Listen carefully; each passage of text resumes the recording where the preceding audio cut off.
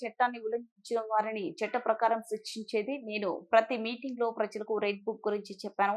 ప్రజలు కూడా చట్టాన్ని ఉల్లంఘించిన వారికి శిక్ష పడాలని తీర్పు ఇచ్చారు. జోగి రమేష్ కొడుకు భూమి కబ్జా చేశాడు, వదిలేయాలా? రేపు లిక్కర్ స్కామ్ మీద కూడా చర్యలు ఉంటాయి. ప్రతి స్కామ్ మీద చట్ట ప్రకారం చర్యలు ఉంటాయి.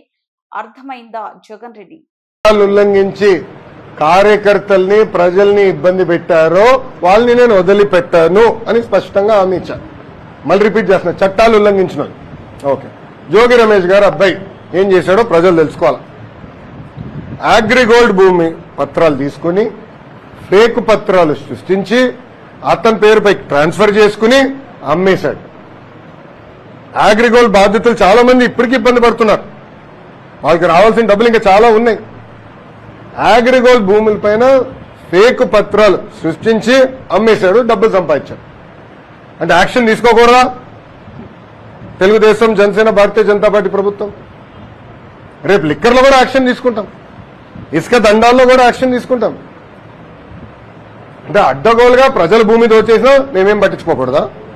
నేను ఆనాడు హామీ ఇచ్చా, ఊరూరు మాట్లాడా ఎర్రబుక్ గురించి.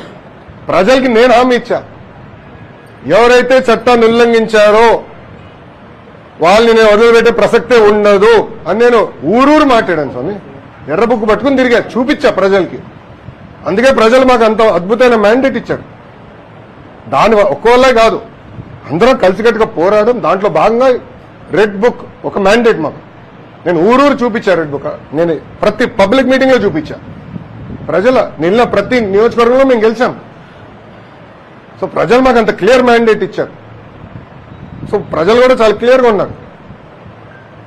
ఎవరైతే తప్పు చేశారో వాళ్ళని వదిలిపెట్టొద్దని క్లియర్గా చెప్తున్నారు. అదే